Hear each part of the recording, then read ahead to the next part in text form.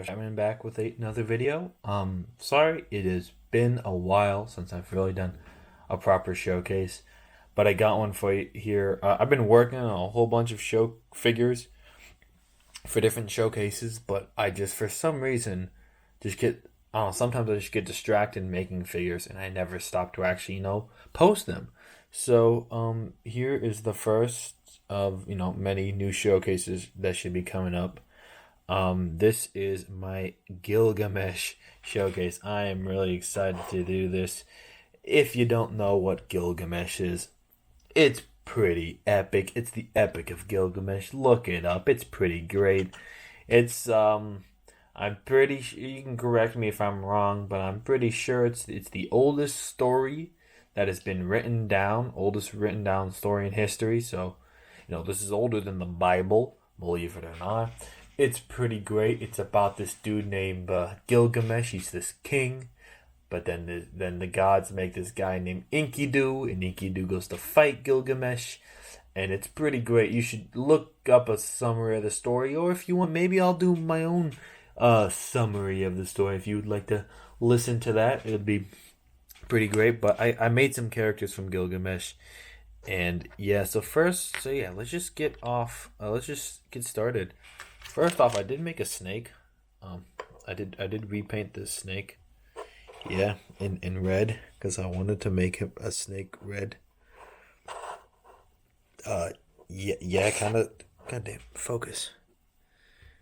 It's having trouble focusing on this red snake. Okay, I painted a snake red.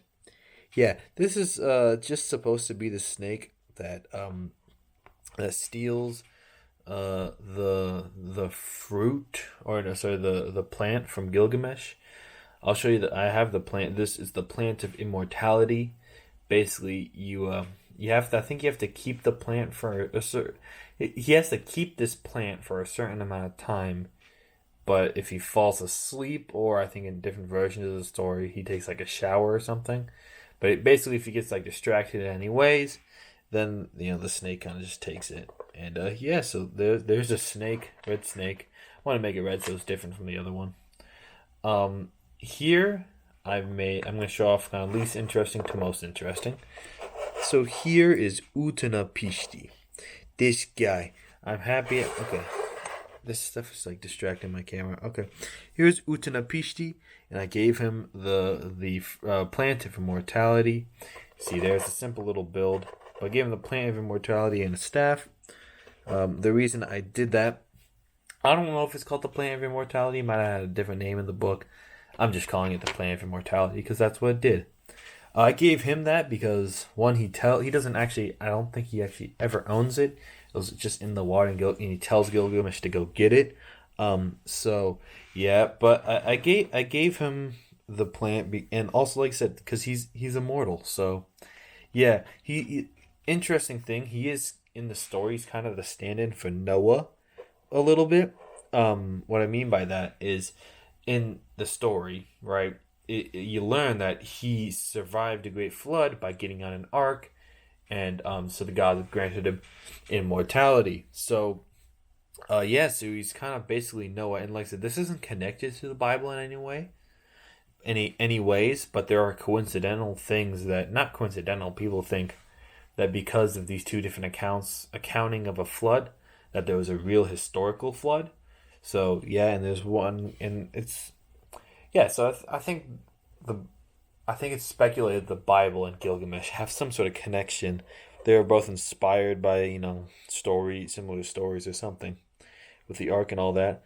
But real simple figure. I gave him the face of what's his name? The guy from the Lego movie. Yeah, the old guy from the Lego movie.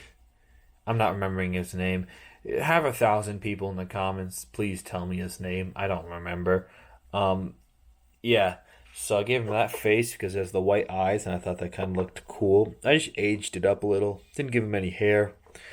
Gave him one arm with a black sleeve, and one arm just kind of, with the normal kind of sleeve. The torso is a modified version of Gandalf's torso, and I also gave him some dark brown boots. So yeah, so there is Gilgamesh, right? Not Gilgamesh, Utanapishti. Wait, Utanapishti Ruki. Ana Tarakuma Utanapishti. Okay, yeah, I'm getting it right. I'm reciting the Gilgamesh verse. I could recite it for you, but here is the secondary character, or probably even a second main character, I'd say, is Inkydoo. So here is Inkydoo for you. This guy, I really like how he turned out. Basically, so this a version of Inkydoo I have. I imagine this is after he met up with Gilgamesh, and he's about to go fight Humbaba, the giant, mystical kind of shape-shifting monster thing. The reason that I say that is because, one, I gave him this ginormous weapon, and when it might not be accurate to the exact weapons he has in the book, but when he's about to go fight, when he's on his way to go fight Humbaba, they describe him as having these super ginormous, basically oversized weapons that are super heavy. So I gave him that. Gave him the legs of the actual Gilgamesh figure from the Marvel, because I think it would make good armor. But I left the torso and the torso bare, because I think it makes him look more animalistic in that kind of sense, you know, he doesn't have any armor. Because if you don't know, the origin is that basically he was raised in the woods. Also gave him this little thing on the side, but he was raised in the woods, and basically raised by animals, kind of, and then later on went out into to go find Gilgamesh. But yeah, so here's his. I really like how this weapon turned out too. I think I mentioned that already.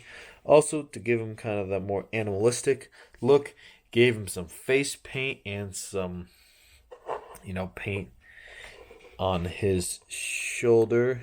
It's kind of hard to see there if I remove this hairpiece. See, there's some detailing there. So kind of some like tribalistic looking war paint. And also the face is and the face and torso are from the Harry Potter centaur.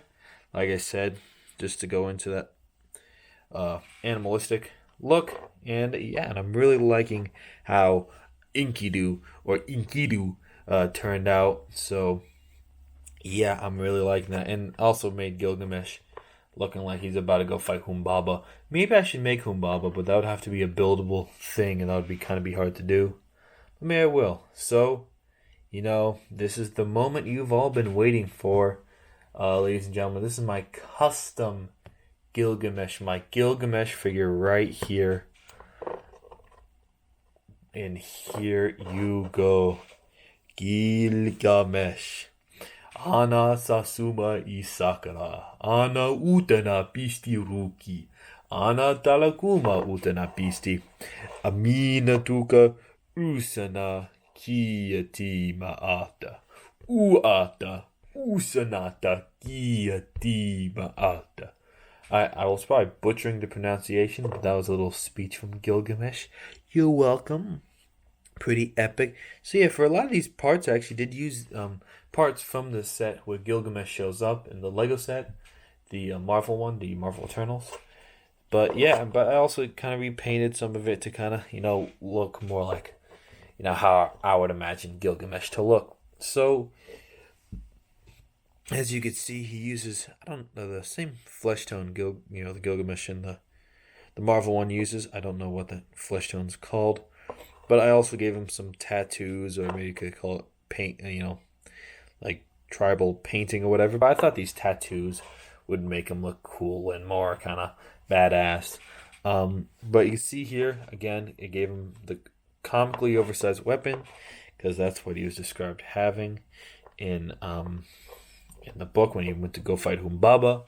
I gave him the beard because I really just gave him this kind of square beard, because in any like depiction I see, or ancient depictions of statues of him and stuff, they would always give him, like I said, this kind of squarish beard. I don't know for sure if he was ever described, at least in the book I read, of him having this beard, but there's just so much depictions of him having the beard.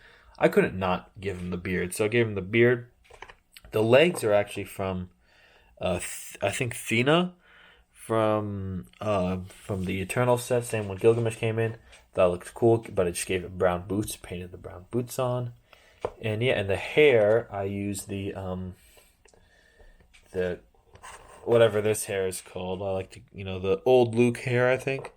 And yeah, I'm just I think it's this figure is pretty simple, honestly, but I really like how it turns out. So now let's get the beauty shot of we got Gilgamesh, Inkydoo, and Utanapishti. And also a snake, because why not? So yeah, there you go. There's my official Gilgamesh custom. There are some other characters I can make. Um, like I said, Humbaba would be good, or maybe some of the gods. There are some gods, but they're not that involved. The only one I can think is involved is one goddess who tries to hook up with Gilgamesh, but Gilgamesh is like, nah, you kind of nah, it's kind of nah. So yeah, and then there who else? There's this one lady who's this weird, not a preacher. She's some sort of religious lady, but she spends 7 days, 7 full days with Inkydoo, um the 7 straight days doing some pretty Christian things. Yeah, 7 days. If you know, you know. If you don't know, you don't know. Yeah. Read Gilgamesh. It's pretty great. But yeah, that's my showcase. Maybe I'll make some more characters. Maybe not. Please leave a like if you like Gilgamesh. Share this around, and also, have a nice day, and you should really watch the 2011 film Rango. It's a pretty good film. Okay, bye. Have a nice one.